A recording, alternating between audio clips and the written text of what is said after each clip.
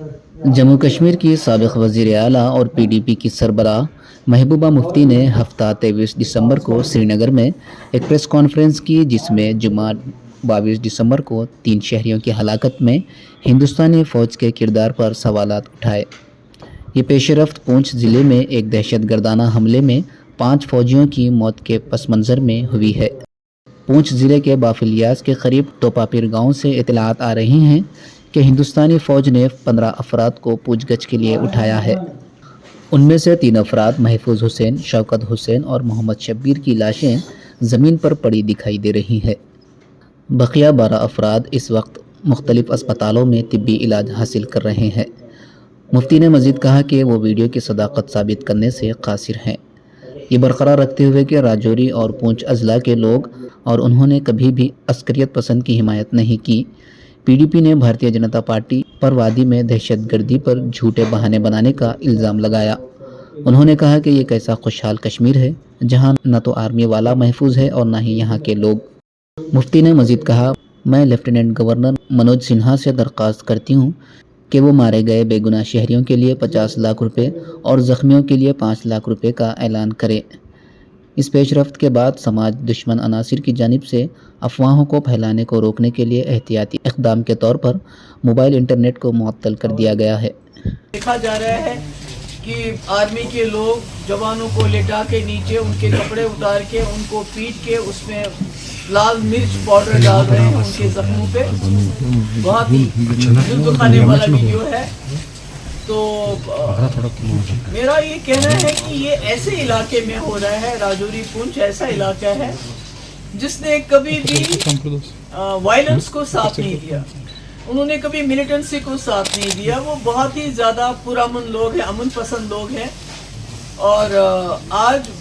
پچھلے کئی سال سے، پچھلے 2-3 سال سے ہم دیکھ رہے ہیں کہ وہاں بھی جو ملیٹنسی کا وہاں نام و نشان نہیں تھا، آج ملیٹنسی وہاں بھی ہے، حالانکہ لوکل اس میں کوئی انوالو نہیں ہے۔ آج تک جتنے بھی لوگ پکڑے گئے یا کوئی مارا بھی گیا، خاص تو لوگ مارے نہیں گئے پر جتنے بھی مارے گئے ہیں وہ باہر کے لوگ تھے۔ تو ایسے میں میرا یہ کہنا ہے کہ بی جے پی کا یہ جو دعویٰ ہے، یہ جو ڈنڈورا روز روز وہ پیٹتی ہے کہ ہم نے جموں کشمیر میں سب کچھ ٹھیک ٹھاک کر دیا ہے، جموں کشمیر کو ایک کھلی جیل تک کے میں تبدیل کرنے کے باوجود،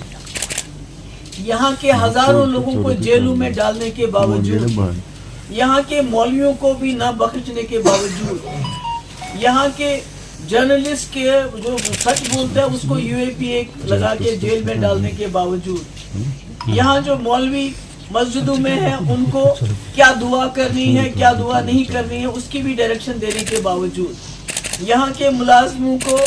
کہ بھائی آپ منہ بند رکھو، اگر آپ کا کوئی بھی پرابلم ہے اس کی بات مت کرو، اس کے باوجود لوگوں کو نوکریاں سے نکالنے سے باوجود، جموں کشمیر کے بالخصوص وادی کشمیر کے لوگوں کا جینا حرام کرنے کے باوجود، آج راجوری پونچھ میں پچھلے 3 سال سے آپ نے دیکھا جوان سے لے کے میجر ہو، کیپٹن ہو، کرنل ہو یا اس سے بھی اونچا کوئی افسر ہو،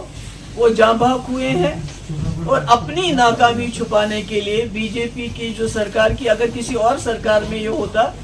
تو جو گودی میڈیا جس کو کہتے ہیں وہ اس وقت کی سرکار سے یہ سوال پوچھتا کہ یہ کیوں ہوا، مگر آج بجائے سوال پوچھنے کے انہوں نے 15 لوگوں کو گھروں سے نکال کے ٹارچر کروا کے ان کی جو 3 کی لاشیں جو ہم اخباروں میں پڑھتے ہیں ہمیں تو، اور جو لوکلی ایک آدھ سے بات بھی ہوئی ہماری، وہ کہتے ہیں ہم گھر میں بیٹھے تھے، آئے اور ہم کو لے کے گئے اور لاشیں وہاں بھی ہیں اور ہسپتالوں میں بھی ہیں۔ تو میرے کہنے کا مقصد ہے کہ یہ کیسا خوشحال کشمیر ہے، یہ کیسا نیا کشمیر ہے جہاں پر نہ تو آپ کا آرمی والا ہی سرکشت ہے اور نہ یہاں کے لوگ سرکشت ہیں۔ اتنا اس کو جیل میں کنورٹ کرنے کے باوجود بھی اتنے دلدوز حادثات ہو رہے ہیں اور اوپر سے یہ ڈنڈورا پیٹتے ہیں یا سب ٹھیک ٹھاک ہے۔ اور اس کی ایک بڑی وجہ یہ بھی ہے کہ جو امشی پورہ میں انکاؤنٹر ہوا جہاں 3 راجوری کے جو نوجوان ہیں ان کو فیک انکاؤنٹر میں مارا گیا، آرمی کورٹ نے فیصلہ دیا، مجرم کو سزا دی اور سول کورٹ نے اس سزا کو پھیر دیا اور اس ملزم کو رہائی کر دی۔ تو کہیں نہ کہیں وہ میسج بھی شاید فورسز میں چلا گیا ہے کہ اگر ہم کچھ بھی کر لیں, فیک انکاؤنٹر کریں, ٹارچر کریں, کچھ بھی کریں, تو شاید دنیا کی کوئی عدالت, کیونکہ جب آپ آرمی نے جو فیصلہ دیا اس کو بھی بدل لیتے ہو تو پھر اس کے بعد کیا ہے, کیا رہا ہے ہمارے پاس. تو اس لیے حالانکہ گورنر صاحب خود ان کے گھر گئے تھے راجوری میں, جو وہ امشی پورہ میں 3 نوجوان ہمارے جاں بحق ہوئے تھے, اور انہیں یقین دلایا تھا کہ میں انصاف دوں گا, پر انصاف کی تو کوئی مجھے صورت نظر نہیں آتی ہے.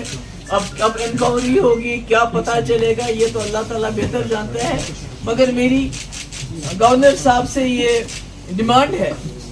کہ یہ جو 3 لوگ نہتے بے قصور بلا کسی وجہ کے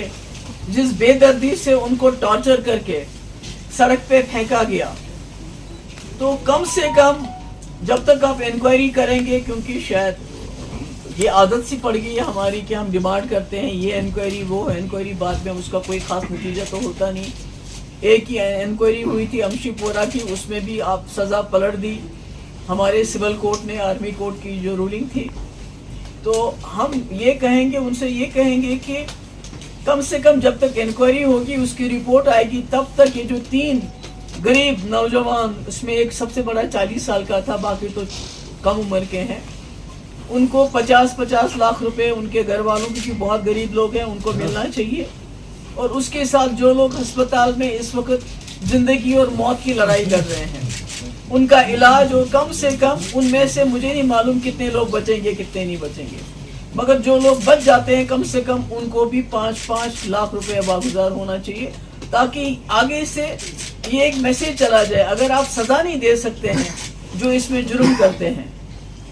جو آرمی کے ساتھ ہو اس کو ہم کنڈم, سب نے کنڈم کیا, کون ہے جس وہ اس کو کنڈم نہیں کرے گا.